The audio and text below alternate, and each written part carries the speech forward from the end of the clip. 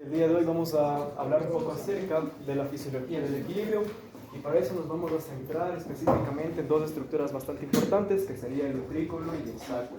¿Por qué estas estructuras? Pues prácticamente porque aquí vamos a encontrar lo que se llaman las máculas otolíticas, que van a ser los lugares en donde vamos a tener las células especializadas que nos van a ayudar a poder tener o a cambiar una reacción mecánica a una reacción nerviosa. Entonces, los órganos sensoriales que nosotros tenemos, prácticamente el utrículo y el sacro, se encuentran en la mitad del oído interno. El utrículo se va a encargar prácticamente en el equilibrio de equilibrar o más bien moderar el plano horizontal, es decir, cómo nos movemos de izquierda a derecha, y el sacro se va a encargar del plano vertical, es decir, de ascensión y descenso, más o menos como si estuviésemos en un ascensor. Nosotros tenemos que detectar ciertas actividades que nosotros hacemos para mantener el equilibrio, y es específicamente que prácticamente lo que hace el equilibrio es hacer una acción opuesta a lo que nosotros tratamos de hacer. Por ejemplo, si tenemos la aceleración, nosotros tenemos que desacelerar para poder mantener el equilibrio. Entonces tenemos prácticamente como los tres planos que hablamos, y tenemos estímulos que se activan en la aceleración lineal, que es prácticamente lo que hacemos casi todos los días, la gravedad, la traslación y las fuerzas centrípetas y centrífugas. ¿Les puede bajar un poco, por favor, Doc? Entonces, prácticamente como les había mencionado, las estructuras que vamos a ver van a ser el utrículo y el sáculo, que van a estar ubicadas en la porción media del oído interno. Entonces, ¿qué vamos a encontrar dentro de... ¿Puede bajar un poco más, por favor? ¿Qué vamos a encontrar aquí? Entonces, el utrículo va a contener algo que se llama la mácula. La mácula es un cúmulo de las células especializadas, que prácticamente esta mácula va a ayudar a que se muevan un tipo de cilios, que van a llamarse las células ciliadas. Pero antes de eso, nosotros debemos entender que en estas células principales del equilibrio tenemos algo que se llama los quinocilios. El quinocilio es prácticamente como el flagelo principal que va a determinar si nosotros vamos a dar una respuesta de mecánica neuronal. Por ejemplo, si nosotros tenemos el utrículo, que son detectar las aceleraciones de derecha a izquierda, siempre que nos movamos a estos lados, el líquido que va a estar, el endolinfático que va a estar recubriendo a estas células o a estos cilios, va a mover a nuestros cilios al lugar que nosotros hagamos, pero como de dirección opuesta, más o menos. Por ejemplo, los cilios tienen que, si se acercan al quinocilio, prácticamente es como, este es un quinocilio, y estos van a ser sus cilios más pequeños, que van a estar unidos prácticamente por algunas fibras.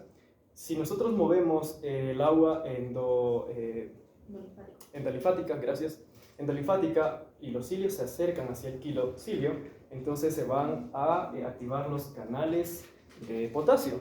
¿Por qué? Dentro del líquido endolinfático va a estar bastante concentrado o bastante almacenado el potasio, y cabe recalcar que en estos cilios pequeños vamos a tener canales de potasio que van a estar activos de manera como difusión simple o facilitada para que entre el potasio a nuestra célula, pero no necesita todo el tiempo estar activo. Por lo tanto, si los cilios se acercan al quinocilio, por la acción del movimiento mecánico van a activarse los canales de potasio, el potasio entra y va a ser un tipo de despolarización para estas membranas. ¿Qué pasa? En la membrana basal de nuestra célula van a abrirse los canales de calcio, y el calcio va a entrar a la célula para que por exocitosis las vesículas que tienen nuestros neurotransmisores, que en este caso va a ser el glutamato y el aspartato, puedan dirigirse hacia la fibra nerviosa y activar la respuesta nerviosa de poder mantenernos en el equilibrio. Eso con respecto al utrículo, es decir, de derecha a izquierda. Si vamos con el sáculo, también tenemos la misma manera. Tenemos la misma mácula. Para que entiendan un poco mejor, la mácula es un cúmulo de células como tipo plasma, que tiene en su interior cristales de carbono, de potasio, me parece que era. Carbonato de cálcico, perdón. Entonces, este tipo como de líquido gelatinoso va a ayudar a que estos cilios puedan moverse de acuerdo a las vibraciones o de acuerdo al estímulo que tengamos. Tienen que saber que el equilibrio es parte de un movimiento mecánico, más no de vibraciones. puesto que gracias a la inercia, los líquidos que se encuentran dentro de estas cavidades o pueden quedarse atrás o pueden adelantarse. Entonces depende bastante del mecanismo que nosotros estemos haciendo. Parte de la función del equilibrio es que nosotros podamos mover nuestros músculos en coordinación con nuestra cabeza o con la vista. Gracias a esto nosotros podemos dirigir la visión, mover la cabeza coordinadamente con el cuerpo y evitar que nosotros podamos estar desorientados. ¿Puedes bajarle, por favor? Entonces aquí más o menos es una representación de lo que les expliqué anteriormente en el sacro y en el utrículo. Estas serían las células que nosotros vamos a tener en cuanto a nuestro equilibrio, y estos van a ser los cilios. Toda esta parte que está pintada de rosado, que va a ser la mácula, este cúmulo de células, ¿Cómo se les llama a esas células? Otocitos. Otolitos.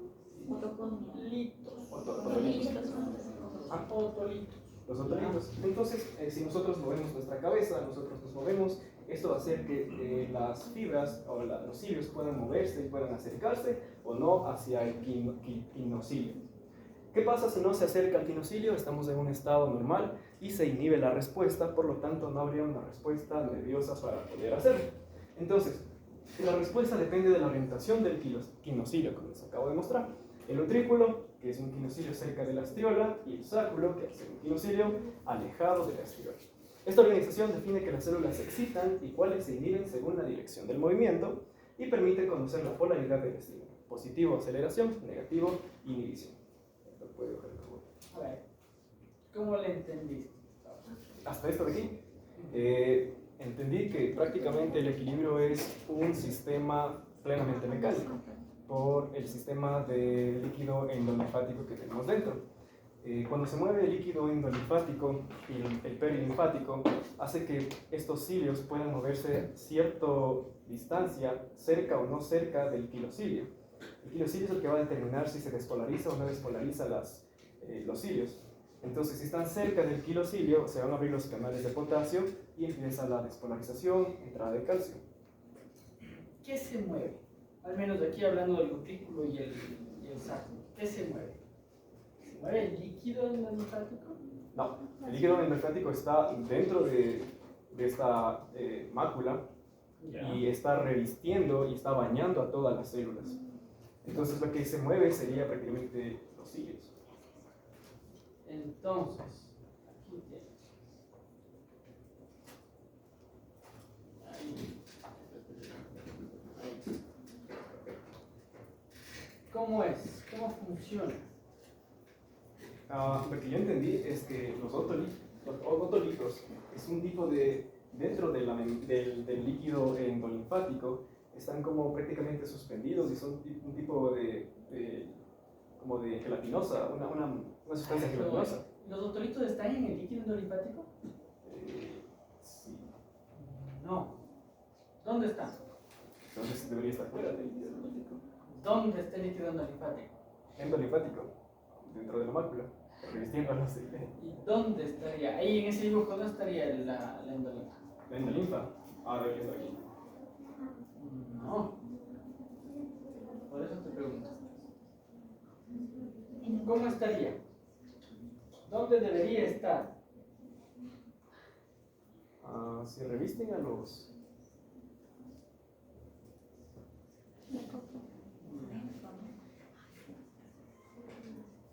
Ahí tienes. ¿Qué tienes aquí en este dibujo? ¿Qué está representado?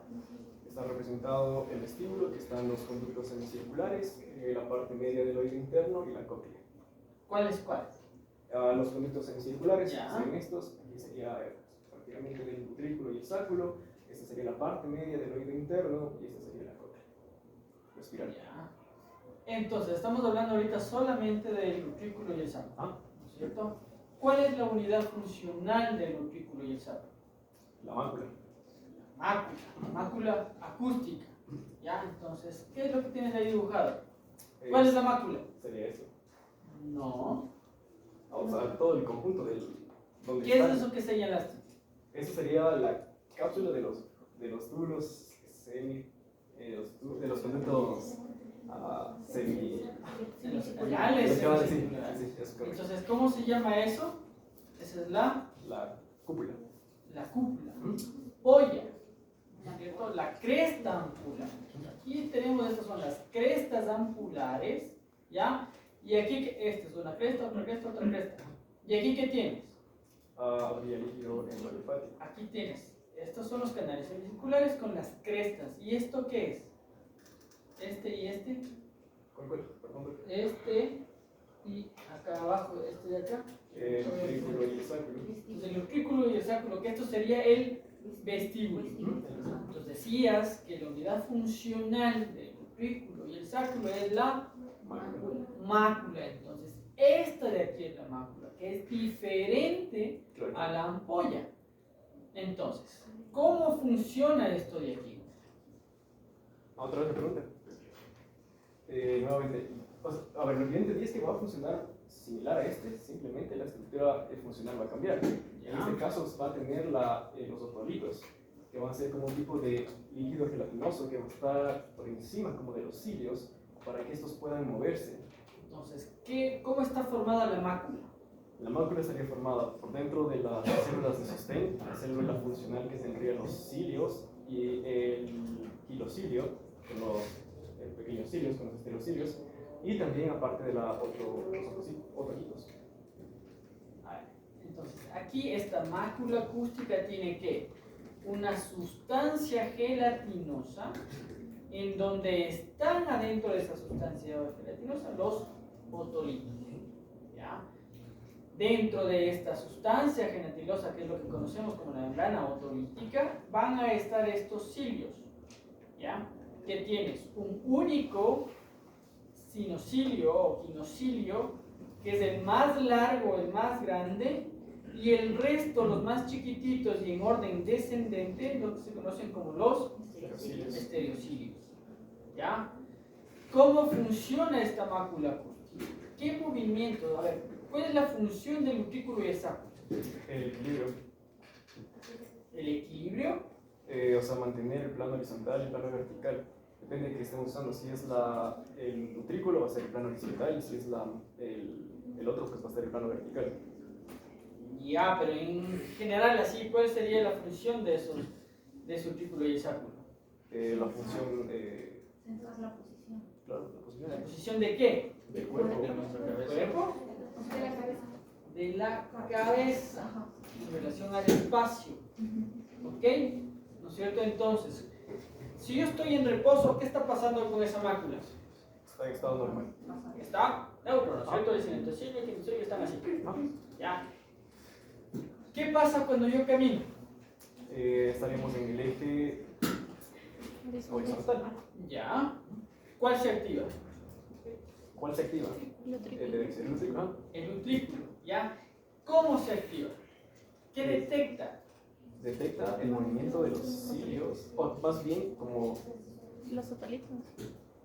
no sé cómo decir, el movimiento de los, si es que se va a virar o no se va a virar. ¿Y hacia cómo un se lado. va a ver? ¿Por qué se va a virar? Por el efecto de los otolitos. ¿Pero por qué se mueven esos otolitos? Por Eso inercia. Por Por inercia. la inercia, es lo que acabaste de decir acá abajo. Ahí no se entiende la pregunta. ¿Sí? Ajá. Que se miden según la dirección del movimiento, ¿ya? Aceleración o desaceleración. Si estoy en reposo, esos cilios están así, ¿ya? Acelero, hay un movimiento, una aceleración, ¿de qué tipo? Lineal. Hay un movimiento lineal, ¿no es cierto? Estamos diciendo que estamos caminando. Ya, entonces me voy hacia adelante. ¿Qué pasa con esa mácula aquí? Entonces iría al lado contrario por la inercia. La inercia hace ¿qué? Que se regresen los cilios y se bote para atrás. Que los otolitos muevan a la membrana otolítica hacia atrás, y al mover la membrana otolítica hacia atrás va a activar, ¿no es cierto?, aquí al resto de los estereocilios. Se mueve el centrocilio y dejar los estereocilios, se abre los canales entre el potasio, se despolariza. ¿Y qué te dice eso? Que estoy caminando, que me estoy yendo hacia adelante porque se activó el utrículo. ¿Ya? Entonces, ¿cuál sería la función como tal de esos otolitos? El movimiento, o reforzar el movimiento de los estereociclos. Compensar. No, Direccionar. no. Porque el que se mueve es la membrana otolítica, se mueve esta sustancia gelatinosa al final. ¿Pero para qué hay otolitos ahí entonces? Para compensar. ¿Compensar qué? O sea, si se mueve, por ejemplo, el líquido, ellos como que se van, por ejemplo, estoy yendo para adelante y ellos como para frenar se van para atrás. Es como que hacen lo opuesto, más o menos. Era eso como que decía de que tiene que aplicar más fuerza en el sentido lateral y como que soltar un poco en el sentido opuesto, como para compensar la fuerza, el movimiento. No. Tenía que ver con la consistencia que tiene, que es gelatinosa. Ya. Es que no estoy seguro de eso. Es como más o menos, no sé cómo explicarles, como tiene que haber una diferencia de densidades para que pueda el líquido por inercia retroceder y el de la gelatinosa. Aumenta la densidad de la sustancia gelatinosa para que con el movimiento se detecte más fácilmente.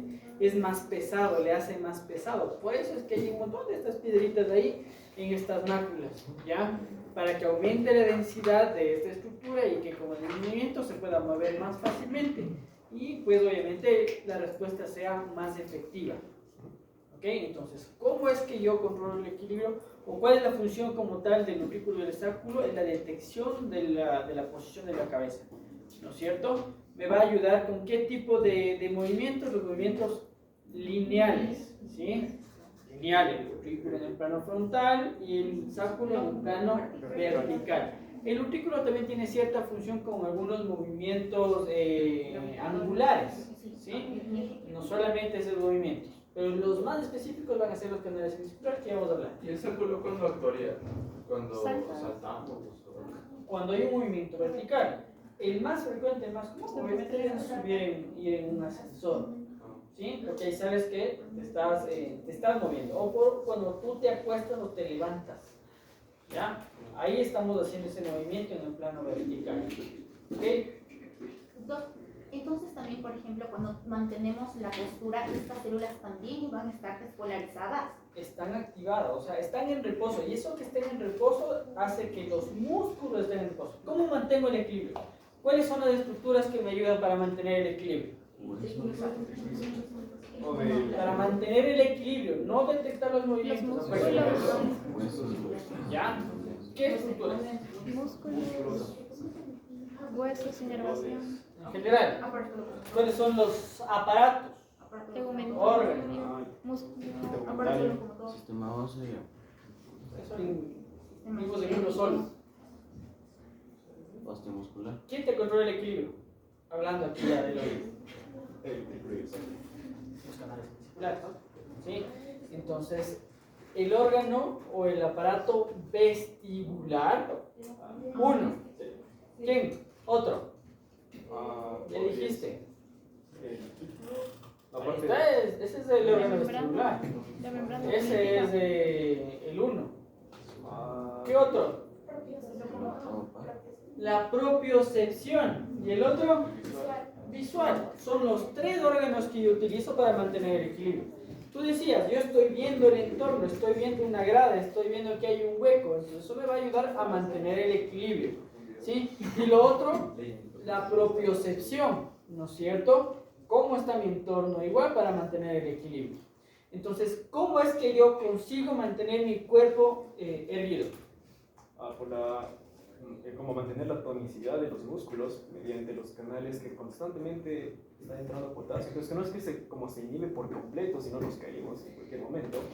Pero Entonces, por la entrada constante del potasio, que no sea para activar una respuesta neuronal, nos mantenemos con tonicidad ¿y muscular.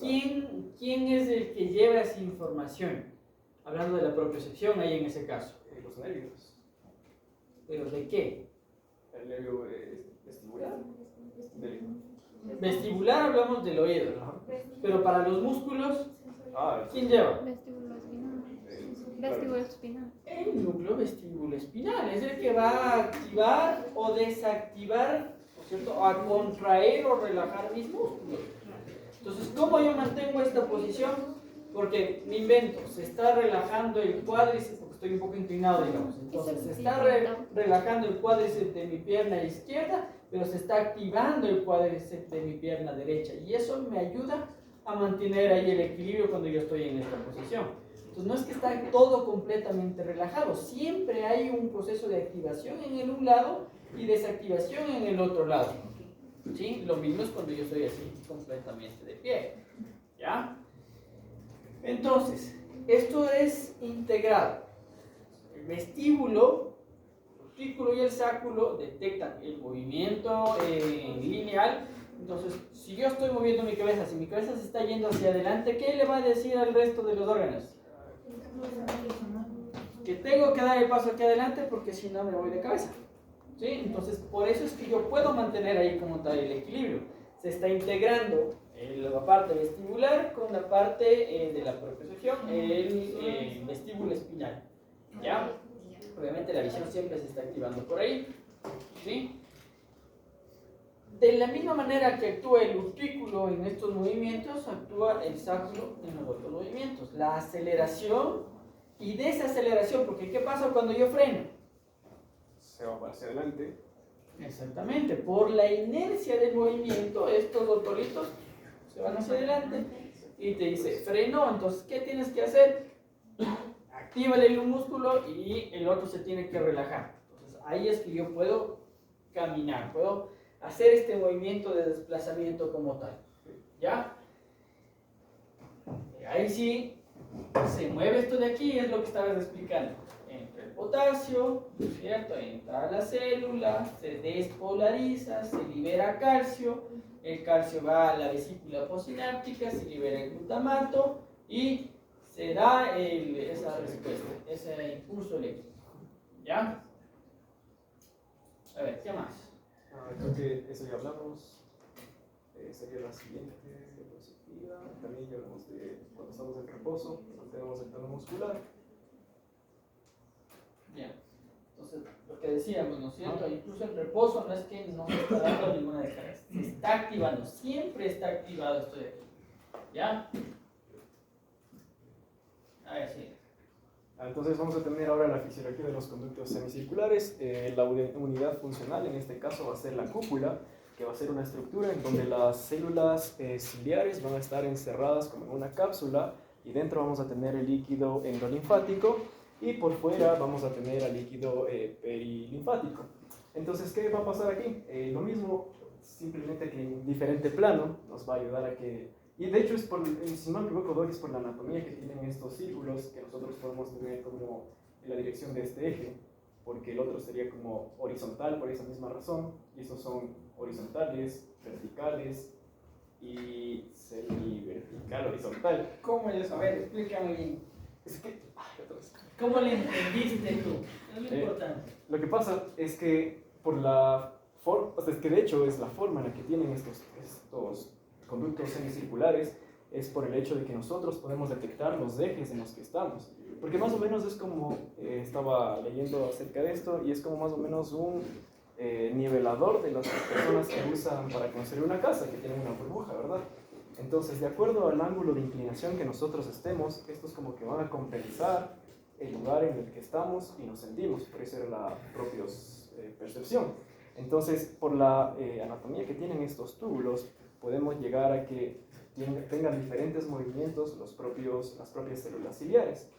Entonces, en este caso podría ser la rotación de derecha a izquierda nuevamente, las inclinaciones laterales, que sería como caerse de lado, o la flexión y la extensión.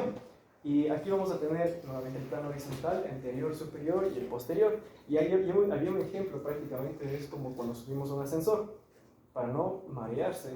Entonces, estos tienen que estar como en la burbuja de la mitad, porque pues, prácticamente si nosotros no estamos alineados con los conductos semicirculares, estos van a hacer que los cilios se muevan nuevamente y corrijamos la posición. Pero no es tan práctico porque no siempre estamos como saltando y bajando ascensores y subiendo. Entonces es lo que había. ¿Cómo funciona? Camila, ¿cómo es que funciona? ¿Cuál es la función de los canales semicirculares? Bueno, estos tienen una disposición ya de 90 grados y respectivamente cuando tenemos, por ejemplo, en una rotación angular, es decir, en un eje, giramos la cabeza, por ejemplo, a la derecha. La linfa, por la diferencia de densidades que hablamos, se va a quedar como al otro lado para compensar. Yo lo entendí de esa manera, que al girar la cabeza a la derecha, esta parte se va a quedar en el lado opuesto para compensar el giramiento. Así yo lo entendí. No. A ver, ahí tenías tú. Ahí está. Ahí hablamos ya de la mácula, ¿no es cierto? Que teníamos la sustancia gelatinosa con los dos tolitos y los cilios. ¿Cuál es la diferencia acá con la ampolla? A ver, Camila. Pues principalmente porque ya tiene dentro la endolinfa que va a estar recubriendo todo el componente de los canales semicirculares, ¿no? Ya, a ver, ¿dónde está cuál? En los canales semicirculares, que son estos tres, que son el anterior, posterior y lateral, Ya. que la disposición de 90 grados, y aquí en todo esto va a estar recorriendo la endolinfa con los estereociclos. Ahí tienes ya ese corte en los canales semicirculares. ¿Dónde estaría el endolinfa? ¿Dónde estaría el perilinfa? Bueno, aquí adentro todo esto, ¿no? Y aquí estaría recubriendo prácticamente todo. Estaría bañándole en esta parte de acá. Ahí estás señalando, es el utrículo. Ahí estás señalando la mácula. Esto de acá, esto de acá, y estos son todos estos de acá. Sí. Esa es la cúpula. Ajá. Esa es la cresta ampular. Dijimos que había una cresta ampular y una cresta no ampular. La diferencia está en que en el otro no hay esto de aquí, que es esa ámpula, esa ampolla. ¿Ya? Entonces, ¿cómo funciona aquí? Por el movimiento igual de la endolinfa, que se va al movimiento angular. Por eso es importante, ¿no es cierto?, entender cuál es la función de cada uno de ellos. Dijimos que el utrículo y el sacro son los movimientos lineales. La cabeza está recta. Es esto, ¿no es cierto? Acá, ¿no es cierto? Arriba, abajo. ¿Qué movimientos me detectan los canales semicirculares? Los giros, ¿no es cierto? Que pueden ser ahí en los diferentes planos. ¿Sí? Lateral, frontal, el otro. Lateral. Lateral o sagital. ¿Sí? Sagital, plano frontal, plano coronal, que es lo mismo, o el plano. Se me fue. ¿Cuál es? Es un plano transversal. ¿Sí? Ahí tienes los tres movimientos. ¿Ya? Entonces la cabeza está quieta. Son estos movimientos los que me detectan los canales semicirculares. Son los movimientos angulares. Entonces ahí hablamos qué inercia va a haber. ¿Cómo se va a mover esto de aquí? Si no me equivoco, deberían, en cambio, si los otros eran para este lado, como derecha e izquierda, estos podrían ser para acá y para acá. No. Extremo, extremo. Es lo mismo. Aquí lo que hacíamos en el utrículo y el sacro es que esto se iba para atrás y al moverse para atrás le movía el cinetocilio y el resto de los estereocilios y se activaba o se desactivaba la esta. ¿Cierto? Acá, ¿qué pasa? Debería pasar lo mismo.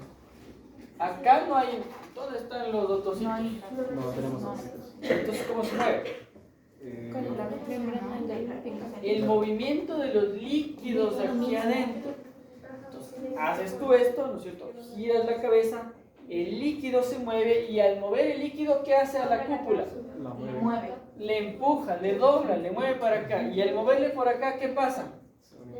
Se mueven los estereocilios, y se produce la despolarización, ¿ya? Del un lado o del otro lado, ¿ya?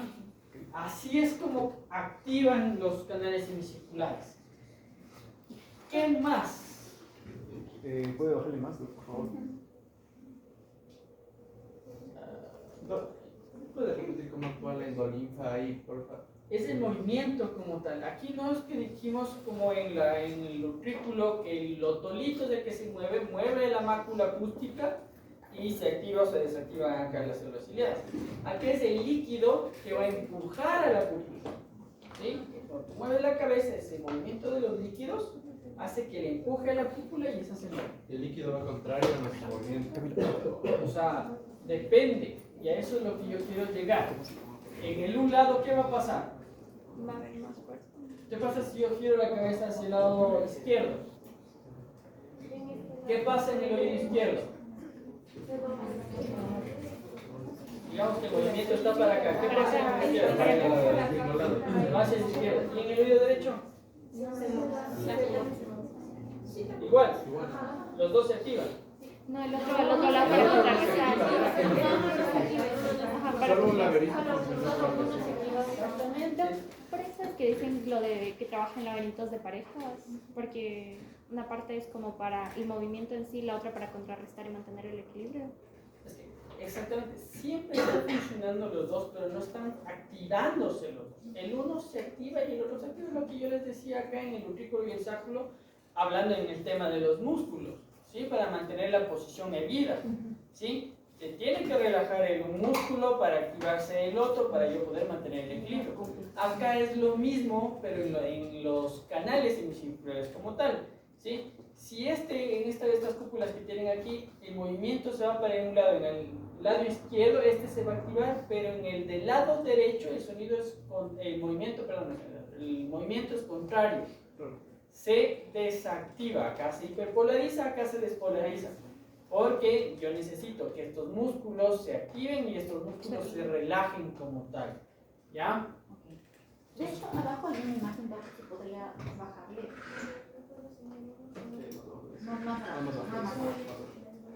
No, justo. Esa, justo, las por ejemplo. En esa imagen es lo que usted menciona de la despolarización de derecha a izquierda, ¿no?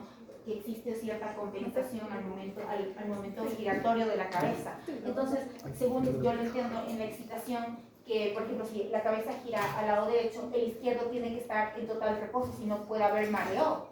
No en total reposo, Bueno, se desactiva. Sí, O sea, el uno se activa y el otro se inactiva, Ujú. ¿ya? ¿Cuándo es que llegan a total reposo? Pues cuando la cabeza está quieta, Ok. ¿sí? Ahí hay una acotación también importante. ¿Qué pasa con el giro continuo? ¿Qué pasa si estoy girando así? Algún momento se va a estabilizar, ¿Por qué? porque Por la Es fuerza constante movimiento. ajá, por la fuerza fuerza centrífuga, porque centrípeta es- va a través atraer los sillos al mismo Ajá, lugar. exactamente, entonces sigue girando, ¿qué pasa al comienzo? Claro, Solo se obviamente va a un hay un lado. desorden. Se activa, pero si sigo girando, ¿qué pasa con esta cúpula? La ¿Se fuerza mantiene aquí? No, no, Se estabiliza. ya se va Regresa al nivel del reposo. ¿Ya? ¿Y qué pasa cuando para? otra vez. otra vez, ahí se va a desestabilizar. Se va para el otro lado. Ajá. Para decirte que se detuvo el movimiento. Entonces, cuando se gira muchas veces uno se marea cuando está girando, pero no Cuando es se que pasa. volvía la cúpula en su posición original. Entonces, ¿cómo pasa? ¿Por qué se marea? ¿Por qué te mareas? Cuando para. ¿Sí? ¿Y por qué los patinadores no se marean cuando paran? Porque ¿Qué desarrolla? Adaptación. Práctica. ¿Por qué? Porque mira, no es lo Costumbre. ¿Qué están activando? Otro de los órganos que controlan la el visión, equilibrio. la visión, porque La miran un visión. punto fijo como para tener. Exactamente, entonces ahí interviene el reflejo vestíbulo ocular, Ok. ¿sí? Que me ayuda también en algo a estabilizar la mirada cuando yo estoy, o fijar, mejor dicho, mi mirada en un objeto cuando yo estoy en movimiento. Independientemente del movimiento. Ese reflejo se activa ahí y por eso es que ellos no pierden el equilibrio, porque sabe su cabeza, sabe su cerebro que se mantienen en el mismo sitio, ¿sí? Entonces se activan otras cosas para mantener como tal el equilibrio. De alguna manera estos tres sistemas trabajan en conjunto para que no exista patología a nivel corporal, ¿cierto? Siempre están trabajando en conjunto. ¿Cuándo es que falla? ¿Cuándo es que yo pierdo el equilibrio? Cuando, por ejemplo, dejo de ver. O sea, no sé, no estoy viendo. Yo necesito de los tres, ¿cuántos para mantener el equilibrio? Dos. Por lo menos dos. Entonces, yo estoy parado aquí así, ¿no es cierto? Está funcionando mi vestíbulo, la propiocepción y la visión. Cierro los ojos, sigue funcionando el vestíbulo y la propiocepción. Cuando yo tengo una patología vestibular, cuando yo tengo un problema en el oído, en el vestíbulo, obviamente ya no funciona. Entonces me quedo solo con la propiocepción. Y al tener ya solo uno, ¿qué pasa? Mareo. Hay pérdida de equilibrio, no hay mareo, hay pérdida de equilibrio. Me caigo. ¿Ok? ¿Ya? Entonces, ¿cuál es la función de esos canales semicirculares? ¿Qué te dice Gayton? Prácticamente la función, al igual que el utrículo y el sáculo, viene a ser tener una estabilidad a los movimientos angulares O sea, de la cabeza. la función de los canales semicirculares es la detección de los movimientos angulares. Pero ya vamos a ver, pero igual vamos a seguir presentando un poquito y ahí vamos a seguir conversando. ¿Cuál sería como tal esa función de los canales semicirculares? Porque yo te digo, el utrículo y el sáculo me detectan los movimientos lineales. Yo te digo que la función es mantener el equilibrio o detectar la posición de la cabeza en el espacio. ¿Ya? Igualito vamos a hablar de los canales semicirculares. ¿Qué más? Sigue. A ver, sigue. Entonces vamos a tener los reflejos vestibulares, que son como la consecuencia de lo que nosotros estamos haciendo en cuanto a la fisiología del equilibrio. Y tenemos primero, ¿qué son los reflejos vestibulares? Pues prácticamente son respuestas automáticas que tenemos ante los reflejos. Y aquí vamos a actuar lo que nos explicó el doc acerca de los órganos vestibulares periféricos o de los órganos que necesitamos principalmente, o de los sentidos más bien. Es una corrección de los sentidos necesarios para mantener esta función activa, que sería la propiocepción, la visión y también la vestibular. Entonces, podemos tener la vía oculomotora y espinal, que acabamos de escuchar a María. Tenemos los núcleos vestibulares del tronco encefálico y la función general de estos es siempre mantener el equilibrio. Generalmente los reflejos vestibulares, como por un ejemplo que podemos ponerlo, es mantener, como nos explicó el doc, la visión en un punto específico independiente del movimiento de la cabeza.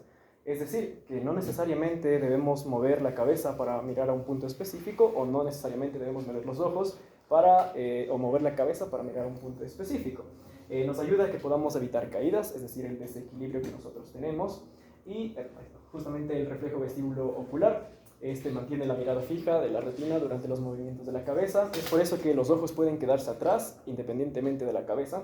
Tenemos el arco de las 3 neuronas, que va a ser el canal semicircular, con las neuronas mediales y los núcleos como el 3 y el sexto.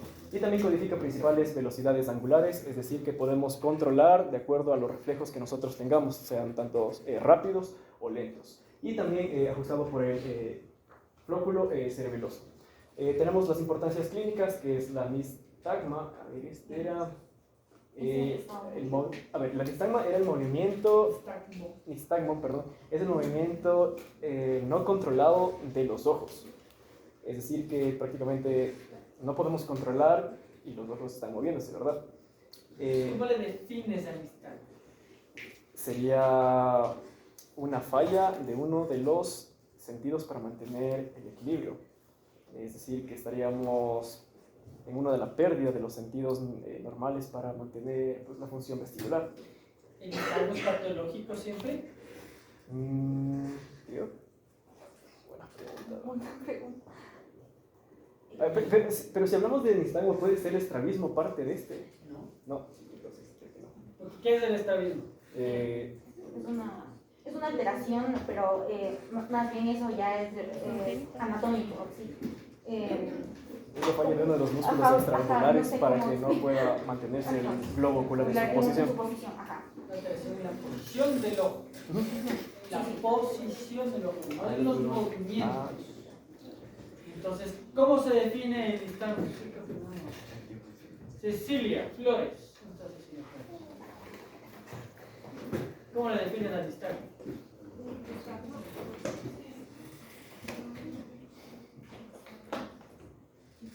Una alteración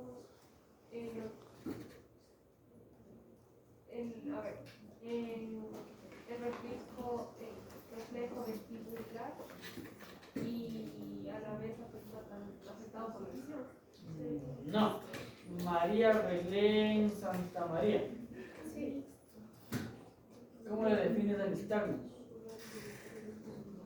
Sería normalmente por los medios médicos. Punto. Así de simple y sencillo. Movimiento involuntario de los ojos. Tú no controlas ese movimiento. Ahora, que ese movimiento puede ser fisiológico o puede ser patológico. ¿Cuándo es patológico? Cuando hay un problema en el sistema vestibular. ¿Sí? Cuando yo tengo un vértigo, voy a tener como resultado un nistagmus. ¿Sí? ¿Ya? Porque se activa ese reflejo también, tratando de compensar ese déficit. ¿Ya? Por eso es que el nistagmus es uno de los signos que yo tengo que evaluar cuando estoy hablando de un vértigo. En el vértigo hay de dos tipos, un vértigo central o un vértigo periférico. Y cada uno de ellos tiene ciertas características en relación a ese nistagmus.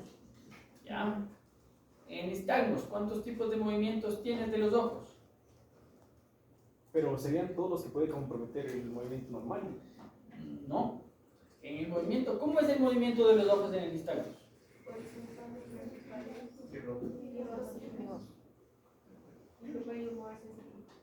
En resorte, irregular, En general vas a tener movimientos verticales, horizontales,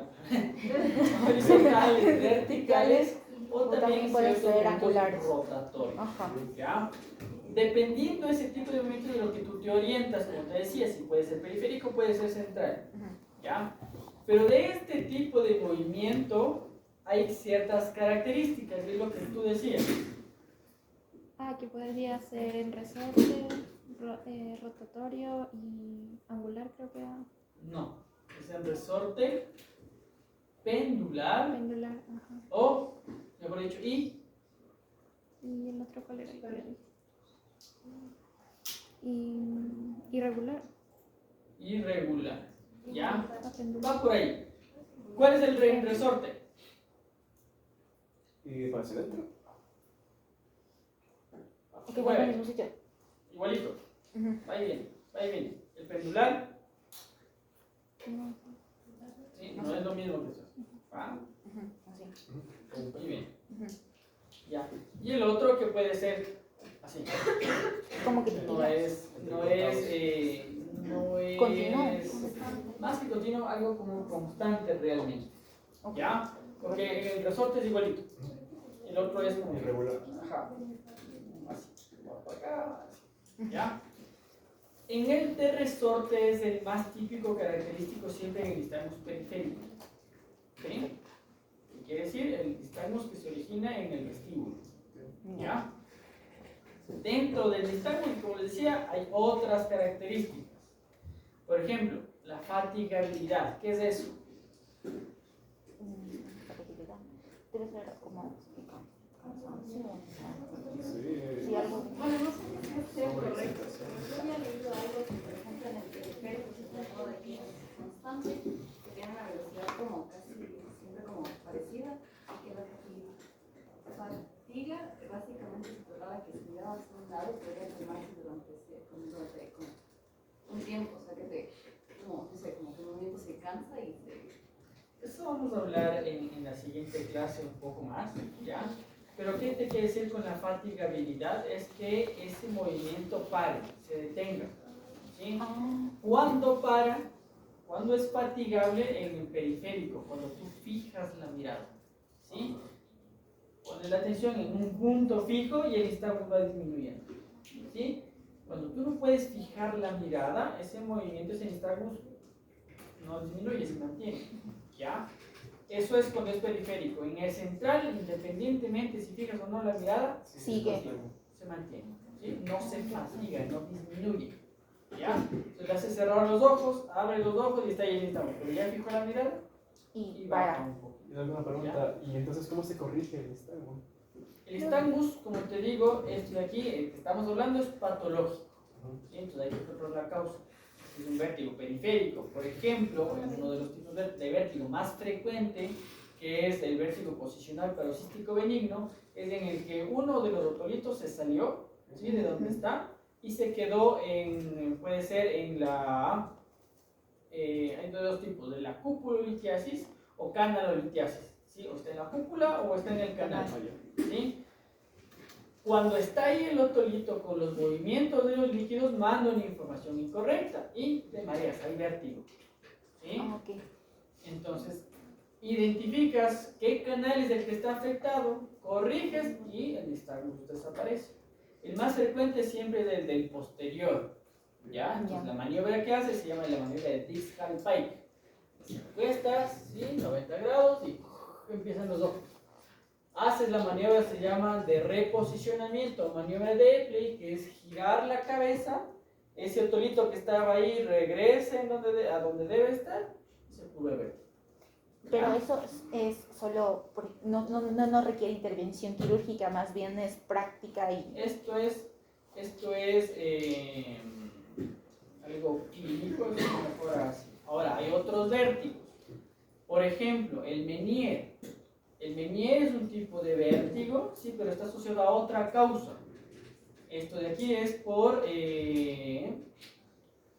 nos estamos metiendo más en especialidad, pero en el Meniere lo que pasa se llama, hay un hidrops endolinfático. En el hidrops endolinfático aumenta la presión en el conducto coclear, hay microfracturas en la membrana de Reisner, se mezclan los líquidos del endolinfa y la perilinfa, y esa toxicidad que se da ahí te genera el vértigo.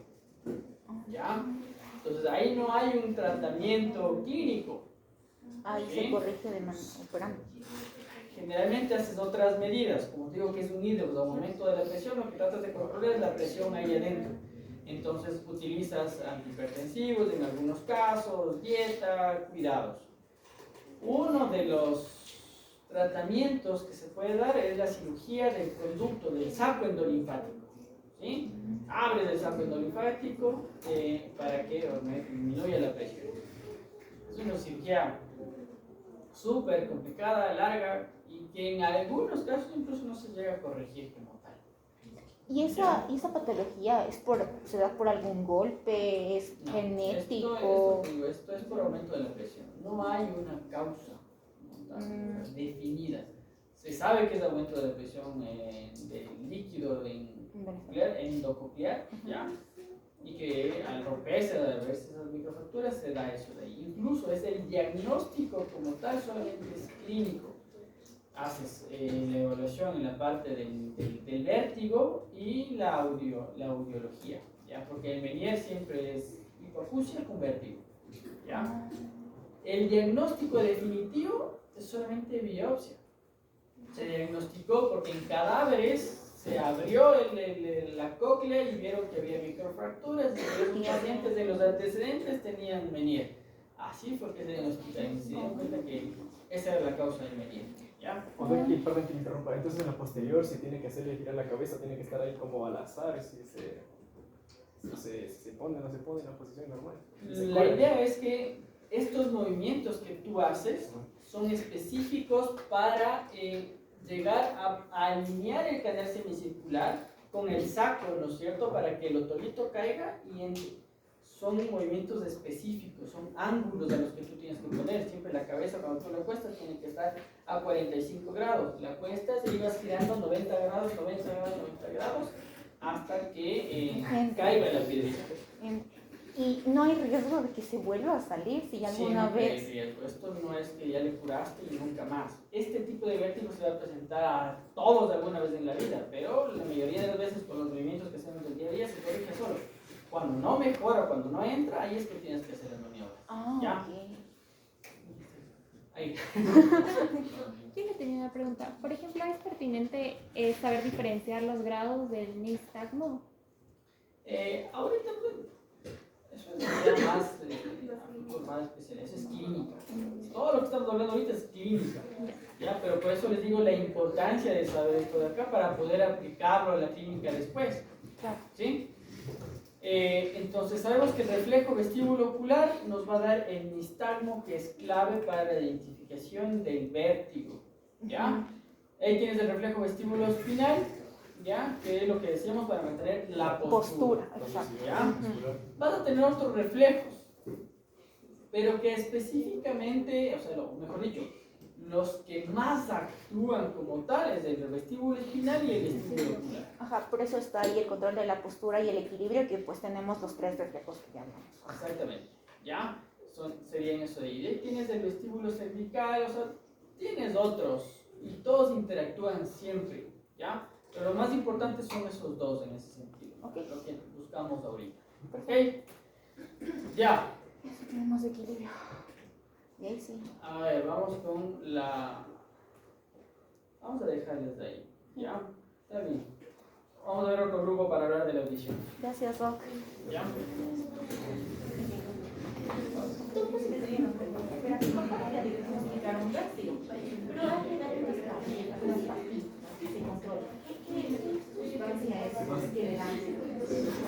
puedes utilizar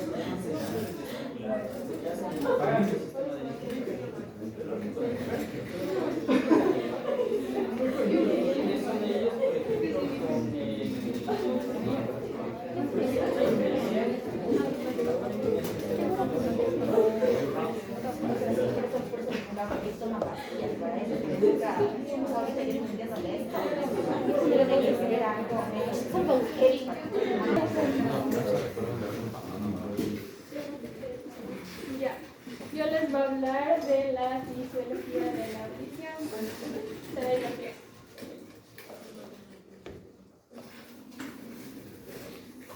y estabas con cuál. No, carnal.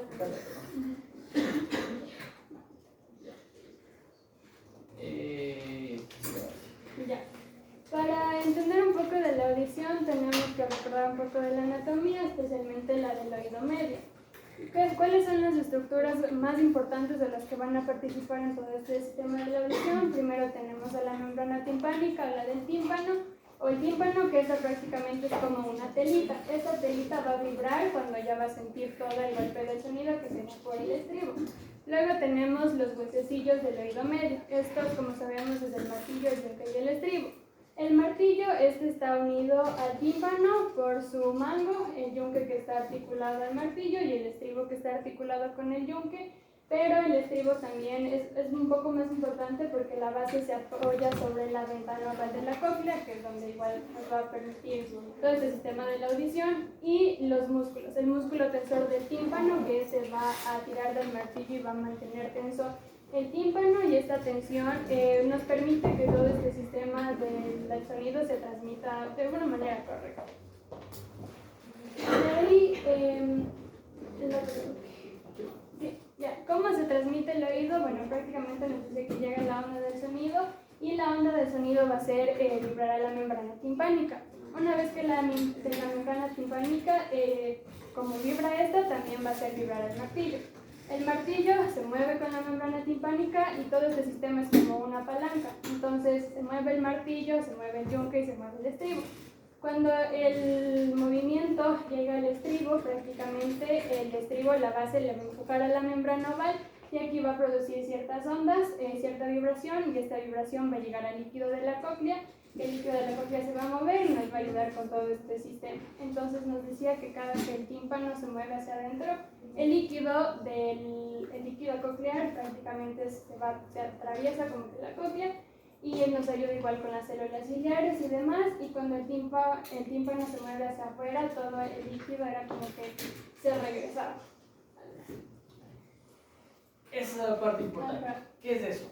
O sea, nos decía que en el tímpano nosotros, cuando, digamos, le golpeaba el líquido, o sea, le golpeaba a la membrana timpánica, y todo este líquido de la cóclea se movía.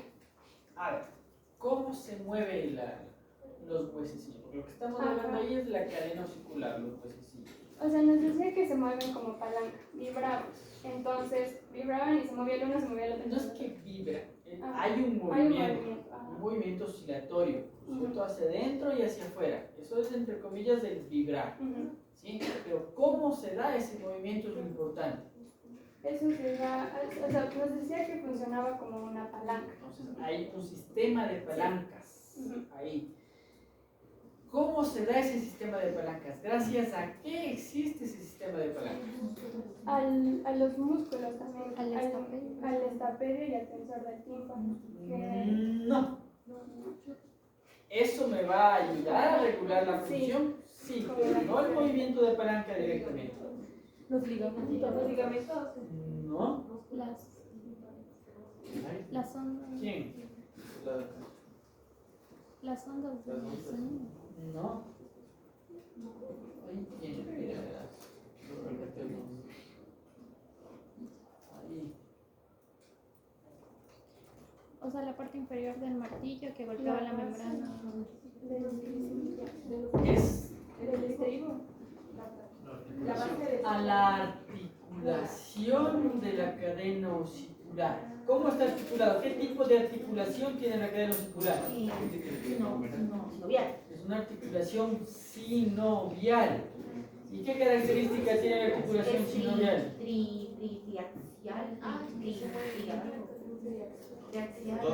todos los. Ajá, ¿cómo se llama? En silla de montar. En silla de montar.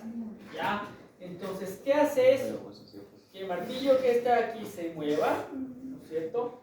Le mueva al yunque y el yunque al estribo. Entonces, por eso se da ese juego de palancas. Y ese juego de palancas, ¿cómo se da? ¿Cuál es el juego de palancas? Es este. Que el tímpano se mueve hacia adentro. Moverse el tímpano, se mueve el martillo hacia adentro. Y al moverse hacia adentro el martillo, ¿qué va a pasar con el estribo? Le golpea la membrana a la ventana oval. Mueve hacia adentro la ventana oval empujando el líquido coclear. Entonces, si se mueve el martillo para acá, se mueve el yunque para acá. Se mueve el estribo al final para acá. Entonces, si se mueve el estribo hacia afuera, se mueve regresa la membrana timpánica. Una pregunta, ¿cómo es eso que dice que el movimiento que hace la base del estribo es solo las 3/4 partes de la que hace el manubrio del martillo y que antes se creía que era como que le alargaba el desplazamiento, pero se sabe que le acorta? Eso ya vamos a ver realmente cómo es. Vamos a explicar acá un poquito. ¿Por qué? ¿Cuál es el objetivo de eso? ¿Para qué hace eso? Ajá, eso era, bueno, todo este sistema de palanca es para el ajuste de impedancias. Prácticamente nos dice que el aire y el líquido no funcionan igual porque hay una diferencia de todo lo que es la inercia. Entonces, obviamente, al líquido, a nosotros, o sea, de pasar de aire a líquido, el líquido a nosotros nos va a costar moverle más. Entonces, si es que el sonido pasara directamente, nosotros vamos a perder mucha energía. Entonces, si digamos, escuchamos una voz por la pérdida de energía, porque no hay todo este sistema, esa voz va a ser apenas audible, no se va a escuchar de manera normal. Entonces, bueno, esto nos decía que, bueno, este sistema de impedancias funciona así. Bueno, tenemos la palanca de los huesecillos. Nos dice que el movimiento del estribo es menor al del martillo, pero la fuerza que tiene el estribo es mucho más grande.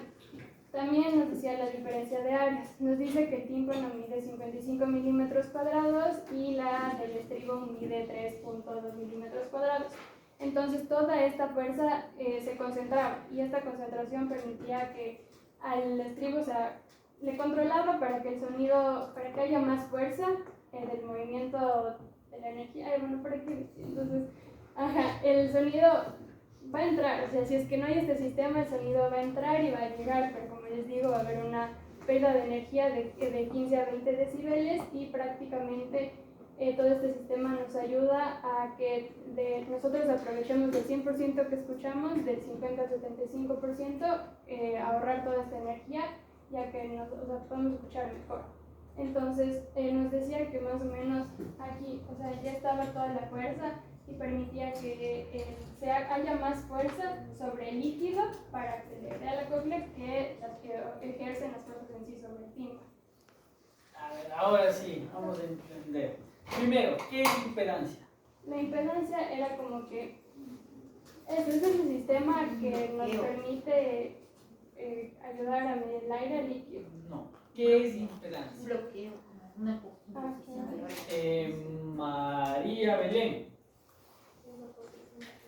¿Dónde está María Belén?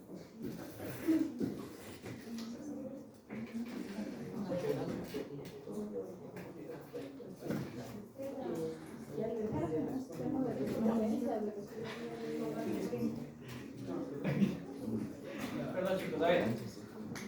María Belén, ¿dónde está María Belén? ¿Se fue al baño?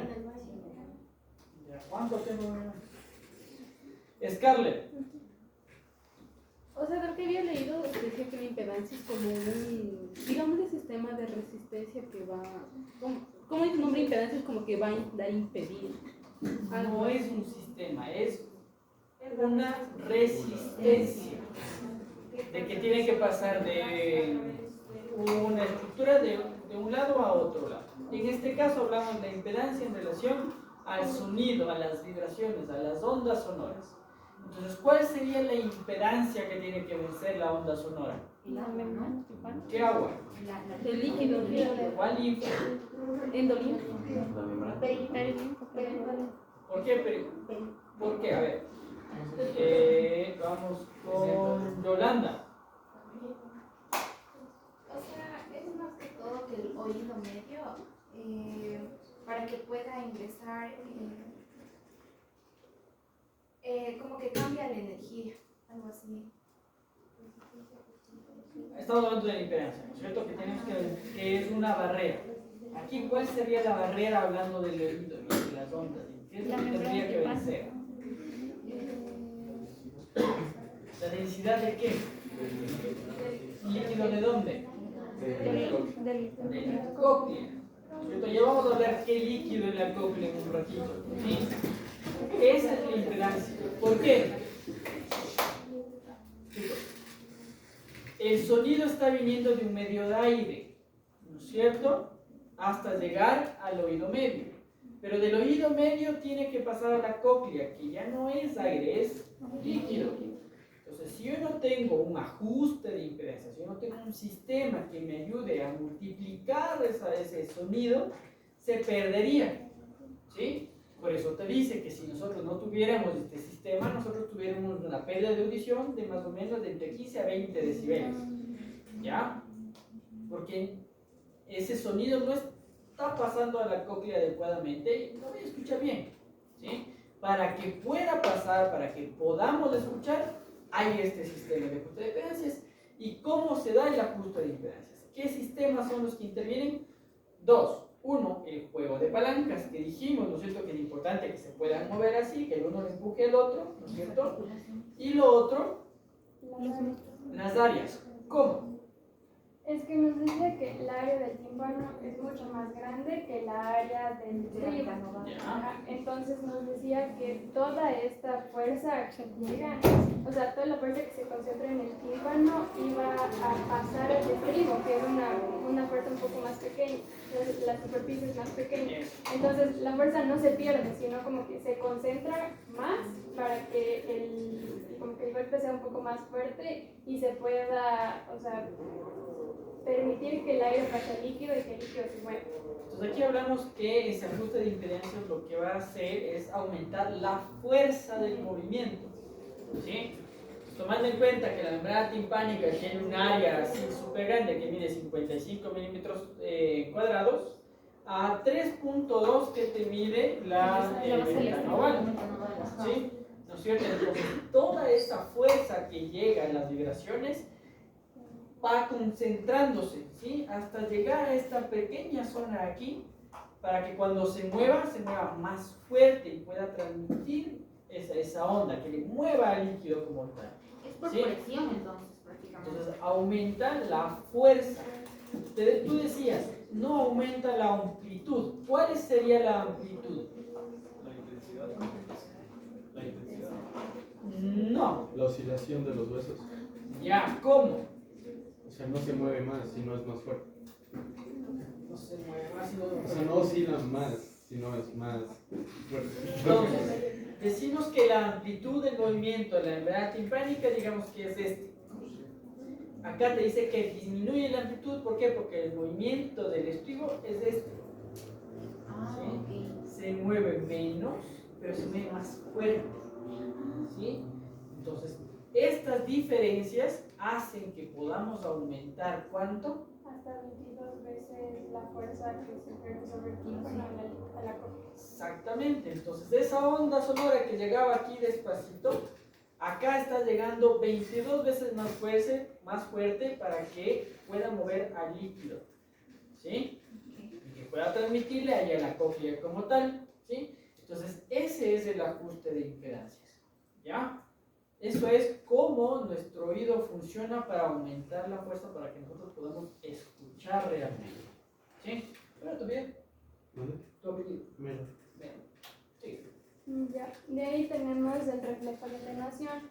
Aquí participa principalmente el músculo del estapedio y el tensor del tímpano. Y esto nos decía que es un reflejo cuando nosotros tenemos un sonido muy fuerte. Entonces se va a activar todo este reflejo de atenuación. Nos decía que este reflejo no es que se activa de inmediato, sino que se activa tras una latencia de más o menos de 40 a 80 metros sobre segundo, pero seguía siendo bastante rápido. Entonces, ¿qué hacía o qué pasaba? Prácticamente se va a contraer el músculo estapedio, es decir, que va a estirar al estribo hacia afuera, y también nos ayuda el músculo tensor del tímpano, que en cambio tira el martillo hacia adentro. Y todo esto, como que las fuerzas que se contraponen, estas fuerzas opuestas, hacía que este sistema de huesecillos se vuelva un poco más rígido y también disminuía toda esta transmisión de sonidos de alta frecuencia. Nos daba un ejemplo que era como que cuando tú estabas en un concierto, el sonido es tan grande y para proteger a la cóclea de todos estos sonidos teníamos este proceso. Por eso es igual que nuestra oreja. Podemos estar en un concierto con el sonido bastante grande, pero vamos a escuchar mejor a tu amigo porque la voz no es de un sistema de baja frecuencia, sino más bien alta, y nos protegía la cóclea de todos estos sonidos intensos. Y también nos ayudaba al habla porque nos decía que nosotros nos escuchamos a nosotros mismos y podemos controlar igual con los músculos, si es que yo alzo el tono de la voz, si es que yo bajo el tono de la voz, y nos ayuda a disminuir toda esta tensión que va a tener en un sonido más fuerte, más o menos entre 30 a 40 decibeles. A ver, entonces, vamos con Joel. Vamos a Joel. A ver, Joel. Dime una función del reflejo estapedial. Son algunas. Te pido una. Atenuar los sonidos. Atenuar los sonidos. ¿Para qué? ¿Por qué? Para no sufrir un daño en el oído, supongo. Ya, entonces, ¿cuál sería la función? Reducir los decibelios. No. Bueno, te reduce, pero ¿para qué? ¿Cuál es la función como tal? Estirar. Pues, O sea, no. estirar y dice reduce. Proteger a la cóclea. Levantando la mano. ¿Quién? Sería proteger a la cóclea porque justo hace este movimiento como para que las ondas de sonido no le estimulen, porque como es muy fuerte, sería un estímulo mucho mayor a la ventana oval que mandaría la fuerza a la cóclea. A ver, la función es protección. Una de ellas es protección. ¿Cómo? ¿Por qué le protege? A ver, ¿pero esto bien? Yo, Álvarez. A ver, ¿cómo es que eso le pasa? ¿Cómo es que le protege? ¿Sí? Creo que, bueno, lo que yo había entendido es que lo que hace es que a los músculos, estos como el estapedio, el músculo del tímpano, hace que se alejen como de la posición donde ejercen su efecto, entonces hace que se atenúe como y no sea dañino para el oído la cantidad de ruido que está recibiendo. Ya. Entonces nosotros estamos diciendo que le protege, ¿no es cierto? ¿De qué le protege? Del ruido. ¿Cómo llega el ruido? ¿Cuál es tu apellido? Valencia. Valencia. Tú eres Martina, ¿no es cierto? A ver, Martina, entonces, ¿cómo llega el ruido? ¿Qué hace el ruido, no es cierto? ¿Cómo llegaría esa onda? Llegaría a la membrana timpánica. ¿Ya? Sin embargo, ahí, o sea, bueno, estaría moviéndolo, ¿no? ¿Ya? Entonces, bueno, sucede que mueve todos los huesecillos y todo esto, sin embargo, esto creo, lo que me acuerdo, llega al cerebro y eso como que te avisa, como sabes que hay un ruido demasiado fuerte, va. Entonces hace que los músculos que generan por ejemplo, el estapedial, que es el que controla el estribo en la ventana oval, hace que creo que se aleje de esta ventana para que no genere este ruido tan fuerte y no dañe, básicamente. Entonces, llega un sonido fuerte. Un sonido fuerte quiere decir una vibración, ¿no es cierto? El estribo se va hacia adentro así fuertísimo y eso puede lesionar la cóclea, también a vacilar, ¿no es cierto? Y producir una lesión como tal ahí en la cóclea. Entonces, para que eso no pase, se active este reflejo, el músculo estapedial le jala al estribo hacia afuera y el músculo tensor del tímpano le jala hacia adentro. Entonces las fuerzas se contraponen y obviamente ya no se mueve la cadena muscular y ya no se mueve, entonces ya no va a transmitir ese ruido fuerte, ya no te va a dañar la cóclea, ¿ya? Esa es una función. Otra función, a ver, pues demos chance. Que no nos escuchamos como nosotros mismos, que Ya. como ayuda a disminuir el ruido interno. ¿Cómo? ¿Por qué? ¿Qué es lo que hace?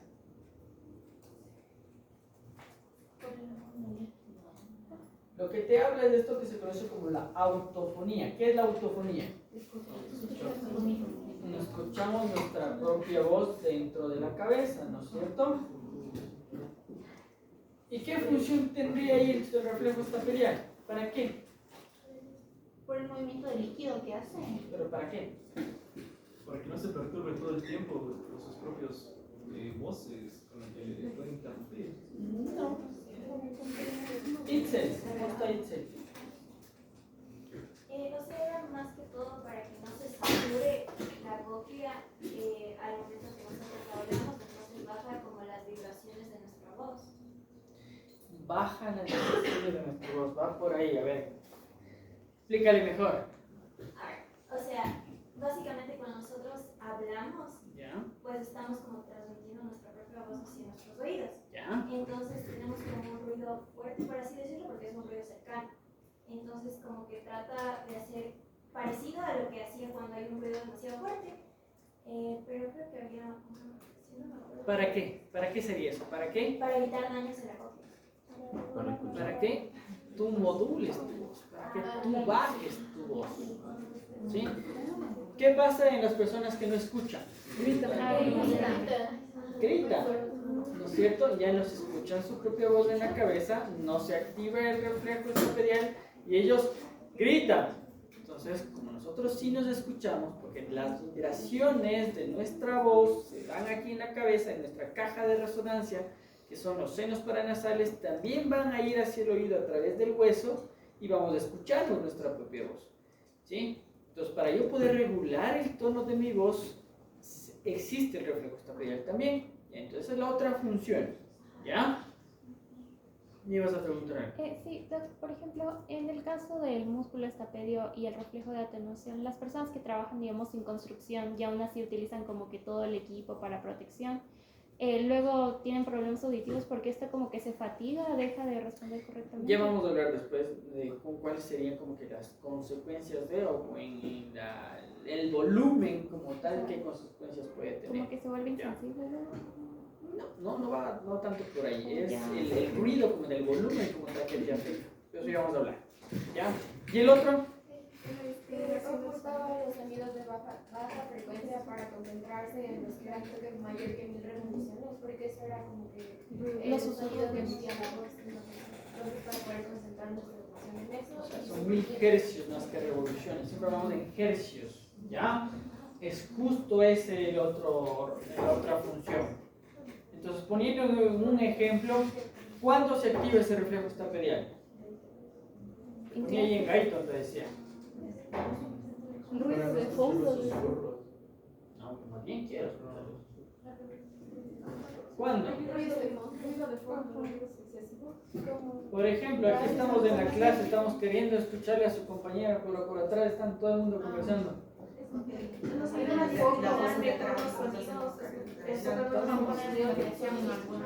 Anula los sonidos de baja frecuencia, que serían los sonidos de acá de la tribuna, ¿ya? Para nosotros poder concentrarnos en la voz de su compañera, para poderle escuchar y entender.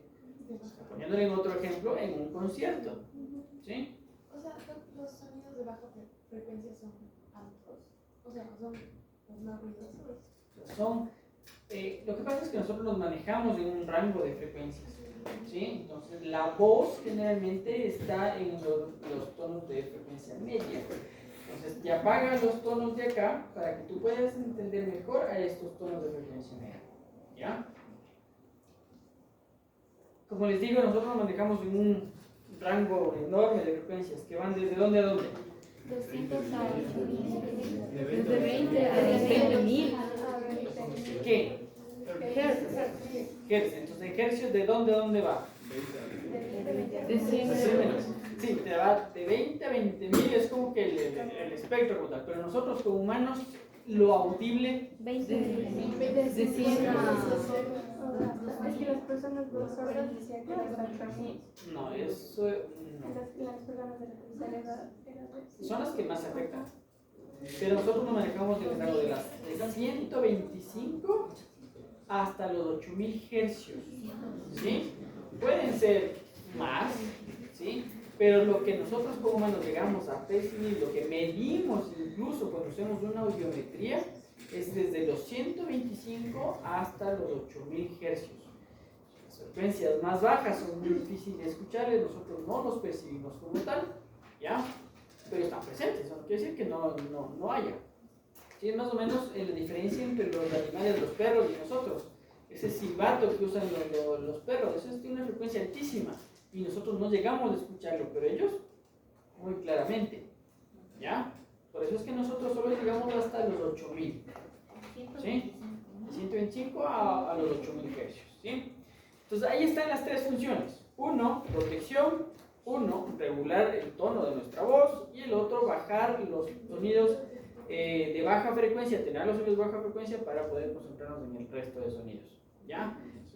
Una pregunta, entonces cuando, siguiendo con el ejemplo del concierto, como nos protege del ruido fuerte, pero cuando ya volvemos con los demás, o sea, entonces ellos como todavía medio, no sé si decirlo afectados porque saben decir como que sí, habla pero no me grites. Ahí vamos a ver que van a existir trastornos o va a haber un tipo de control que está por encima de la cóclea y es a nivel central, ¿ya? Es lo que se conoce como la fatiga auditiva, ¿ya? Es eso de que tú te expones a un ruido fuerte por mucho tiempo y después el subirle el volumen tú ya no lo vas a percibir igual, ¿ya? Pues es como que sales de un lugar donde está el sonido súper fuerte un buen rato y sales a conversar con otra persona que está afuera, es como que tienes cierta sensibilidad al escuchar, ¿ya? Pero eso ya es más bien un control arriba, central, ¿no? No es de aquí directamente, ¿ya? Y eso lo medimos, es la audiometría supraliminar, ¿ya? Y vamos a ver la otra clase, vamos a hablar de eso, ¿sí? Y hay una última función también, por eso es más en relación cuando nosotros hacemos una prueba que se conoce como la impedanciometría. En la impedanciometría medimos dos cosas, la timpanometría y el reflejo estapedial. ¿Quién está controlando el reflejo estapedial? El facial, ¿no es cierto? Entonces, si yo mido el reflejo estapedial, ¿a quién le estoy midiendo? Entonces, yo puedo medir la función del facial también haciendo una medición del reflejo estapedial. Por ejemplo, cuando yo tengo una parálisis facial, al yo tener una parálisis facial, ese nervio estaría afectado. Entonces, yo hago una impedanciometría. Si me sale que no está funcionando, no tengo reflejo, está abolido, pues puede ser un mal pronóstico, no va a recuperar la función, ¿ya? De los músculos de la expresión facial. Pero si yo hago la impedanciometría y tengo reflejo estapedial, es buen pronóstico, está funcionando ese nervio y esos músculos se van a recuperar en algún momento, ¿ya? Me sirve para medir también la función del nervio facial, ¿ya? Sigue. Ya, bueno, de ahí teníamos a la cóclea, igual para recordar un poco de la anatomía, la cóclea, como sabemos, es un órgano espiral que tiene tres compartimientos enrollados, esto es la rampa vestibular, el conducto coclear o la rampa media y la rampa timpánica. Entre estas se van a encontrar ciertas separaciones que son la membrana de Reisner, que se separa la vestibular de la media, y la membrana basilar, que separa el conducto coclear de la rampa media de la timpánica. Nos decía que igual sobre la lámina basilar se encuentra el órgano de Corti, que este era el órgano, uno de los órganos más principales para todo el sistema de audición por el tema de las células ciliadas. Y en cuanto ya al tema de audición, nos decía que la membrana de Reisner es una membrana bastante delgadita, entonces como que no tenía, se mueve muy fácilmente y no genera fricción, no genera los bloqueos de las ondas de los sonidos, y por eso se creía que tanto la rampa vestibular como el conducto coclear, en todo este ya tema funcionalmente hablando, eran uno solo. Entonces se conocía como uno solo porque se conducía muy fácil la onda. De ahí, ya, en cuanto a la lámina basilar es una lámina fibrosa y aquí se van a insertar de 20.000 a 30.000 fibras basilares. Estas se insertan como lengüetas. Estas fibras basilares son muy importantes porque, bueno, están fijas en el mediolo, va hacia la pared externa y son bastante rígidas y elásticas. Entre las características importantes es la longitud y la rigidez. En la longitud nos dice que son un poco más cortas cuando están cerca de la membrana oval, es decir, por la base miden de 0,04 milímetros y ya son más largas cuando se van acercando hacia el helicotremo, es decir, hacia el vértice de la cóclea. Y en la rigidez igual son más rígidas en la base cerca de la membrana oval y son mucho menos rígidas hacia el helicotremo, hacia el vértice. Entonces nos decía que las fibras cortas y más rígidas, estas vibraban más o si vibran más a las frecuencias altas y las fibras largas vibraban más a las frecuencias más bajas. Entonces todas estas se iban a vibrar y luego se daba ya la conducción del sonido que está más adelante. Entonces sí, aquí se da esto de la onda viajera o de la cóclea, que es la transmisión del sonido en la cóclea. Entonces, prácticamente, si nosotros desdobláramos de la cóclea, tendríamos un tubito, no sé si así. Cuando llega el sonido por el estribo empuja la ventana oval y se da todo este hilo de líquido. Este empuje va a doblar a la lámina basilar y todas estas fibras se van a generar una onda. Esta propagación de esta onda se la conoce como la onda viajera. Entonces nos decía que en la cóclea íbamos a tener las fibras, las que eran para las altas frecuencias, frecuencia media y frecuencia más baja. Dependiendo de dónde se encuentre la frecuencia, iban a vibrar más fuerte y se iban a disipar. Entonces las de frecuencia, la onda comienza igual, la onda va a comenzar con una amplitud más baja y va a llegar a su punto máximo de vibración y de ahí se va a empezar a disipar, se va a eliminar. Este punto máximo de vibración es lo que se conoce como la frecuencia de resonancia. Entonces, en este punto de la frecuencia de resonancia, como les menciono, la vibración es mucho más, es máxima y la onda desde aquí ya se disipa. Entonces, los sonidos de alta frecuencia, como las fibras estaban al principio, estos nos dicen que van a recorrer muy poco antes de que el sonido se disipe. En cambio, las de frecuencia intermedia recorren un poco más y las de frecuencia baja prácticamente recorren casi todo, casi hasta llegar al helicotremo. Eric, ¿cuánto es? ¿Se disipa la onda? ¿O qué pasa con la onda? ¿Cómo es el principio de la onda viajera? ¿Qué pasa? ¿Cómo le entendiste tú? La onda viajera es como que entra por la ventana oval hasta llegar, entendí más o menos así, hasta llegar a la parte de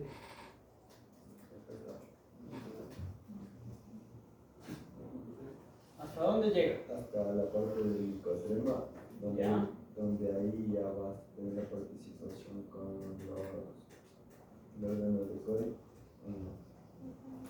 ¿Ya? ¿Y de ahí? Se disipa.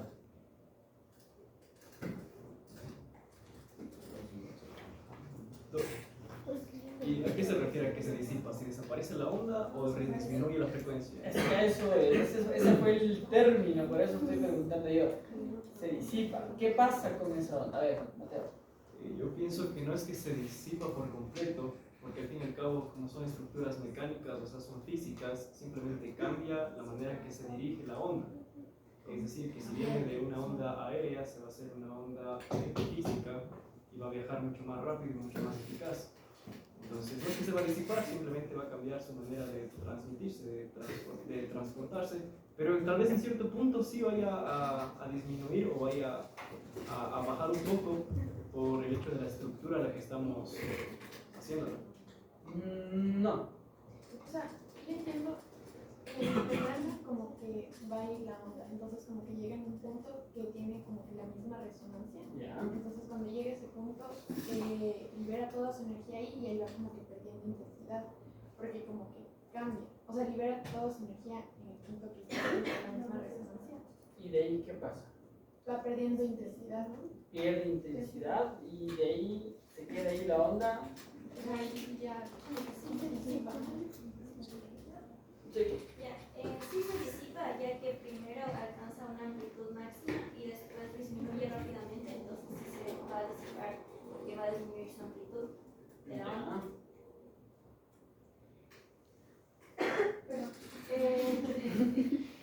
Al momento que llega al punto de resonancia, se va a amplificar la onda y él va a descargar toda su energía en ese punto. Y al momento de descargar toda su energía, se va a disipar la amplitud de la onda. Ya. ¿Tienes el dibujo de la onda viajera? ¿Cómo era el dibujo de la onda viajera? ¿Qué pasaba? Era como un cubito que iba, se regresaba y algo así. Se regresaba. Es que, mira, ¿Y por dónde se regresaba? Esto de Sino que luego llegaba a la rampa. Pero ¿cómo es eso? A ver.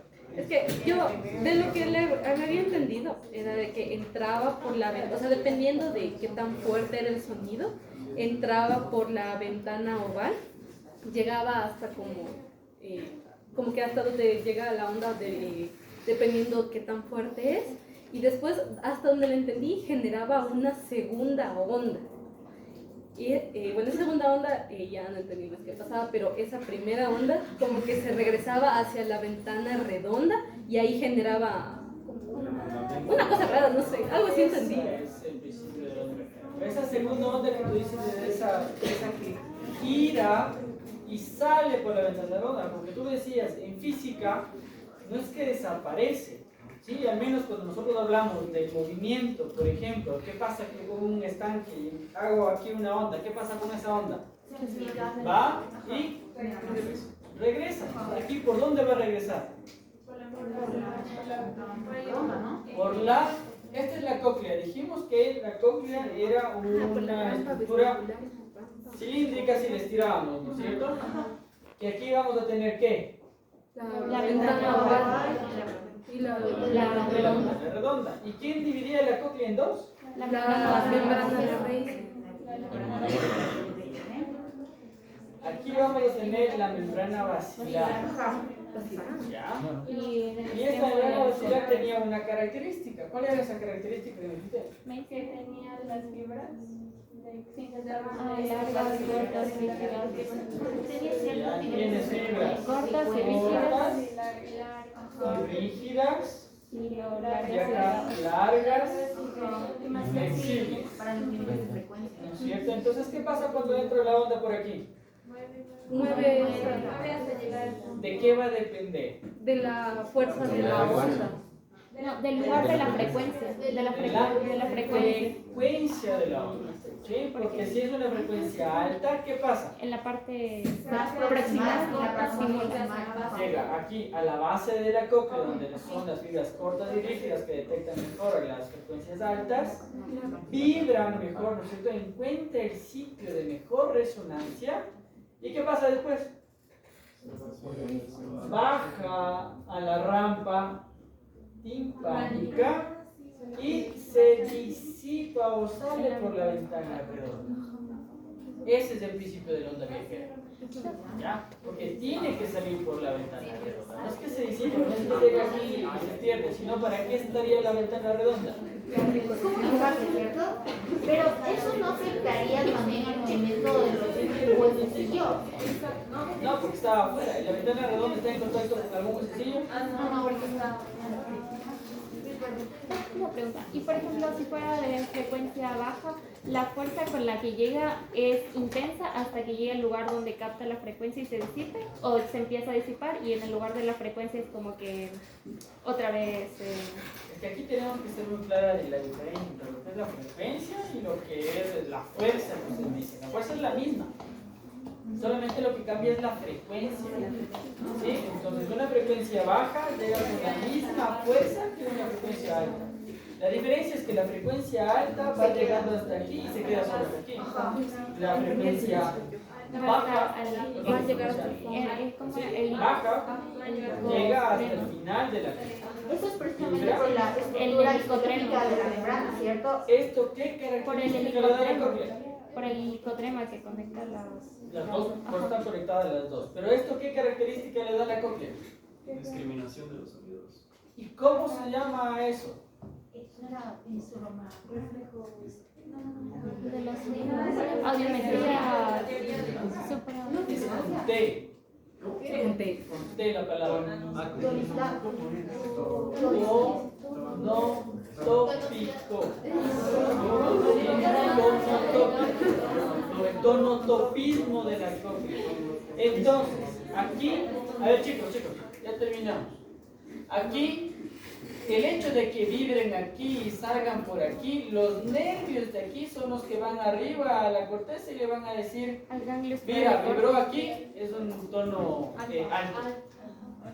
Las células que vibran por acá dicen, mira, como vibró acá arriba, esto es un tono bajo. ¿Ya? Entonces, así es que una de las formas en que la cóclea determina la frecuencia de los sonidos. ¿Ya? Ahora vamos a hablar después cómo detecta el volumen como tal, ¿sí? Eso va a depender como tal de lo que hablábamos de esto de que es la amplitud, ¿ya? Lo uno, que sería así la amplitud, y la amplitud de la onda, que es esto, así, esto de la amplitud, y esto sería la frecuencia, así, ¿ya? Entonces, esto que vibran así, el que le hace vibrar así más alto aquí o más alto acá, es lo que le va a decir también el volumen como tal. ¿Qué tanto se movió la membrana basilar para decir qué tan fuerte fue ese volumen? ¿Ya? Así es como detectamos el volumen.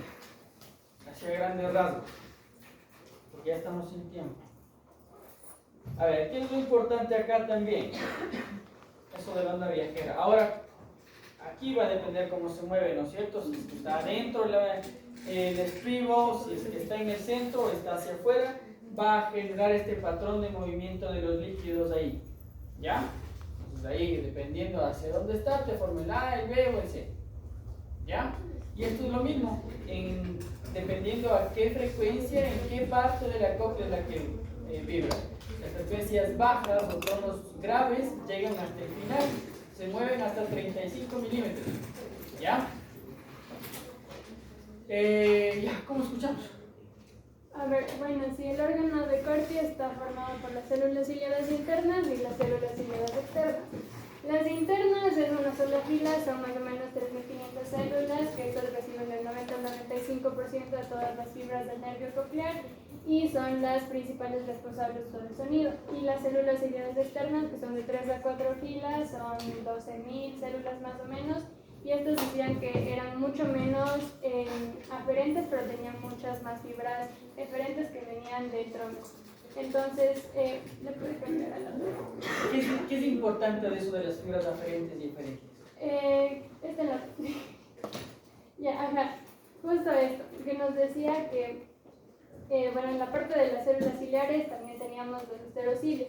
Los esterocilios, estos esterocilios son cilios, pero son cilios mucho más rígidos y estos se van a proyectar hacia aquí, hacia la membrana tectorial. En esta membrana tectorial nos decía que era una sustancia igual rígida, pero gelatinosa.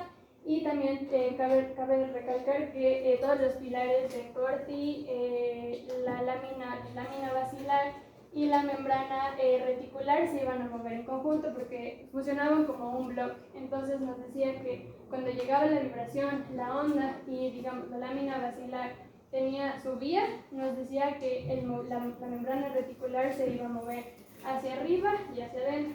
Y esto provocaba que estos cilios, bueno, estos cilios rígidos se movieran. Cuando se movían, nos decía que igual ahí en la membrana tectorial íbamos a tener unos receptores, que eran los receptores de potasio. Nos decía que estos estaban unidos por filamentos y la membrana se movía subía y se movía hacia arriba y hacia adentro. Estas como puertas se abrían, entraba el potasio, activaba todos los canales de calcio igual dependientes del voltaje y se despolarizaba todo este sistema se despolarizaba y podíamos escuchar.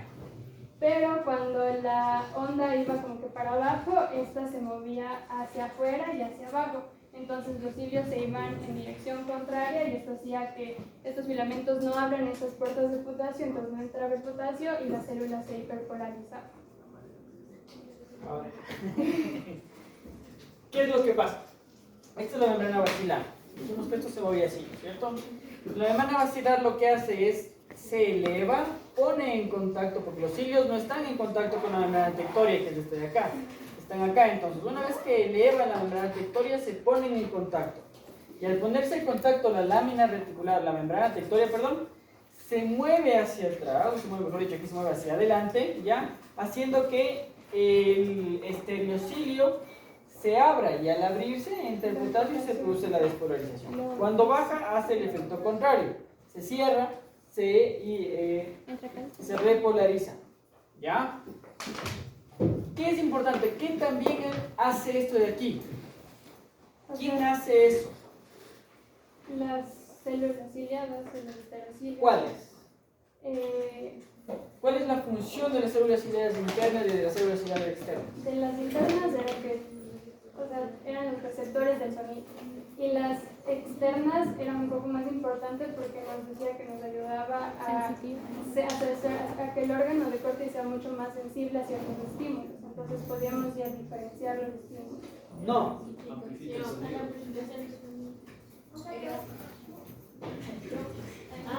amplificación del sonido. ¿Quién? Las células externas. ¿Y las internas? Era para la visión. Las células ciliadas internas son las células principales de la audición. Son las que van a llevar la información como tal, llevan del 90 al 95% de su porción. Y el 5 al 10% llevan las células ciliadas externas. La función es de modulación. ¿Cómo modulan? ¿A través de qué? A través de la prestina. ¿Qué es la prestina?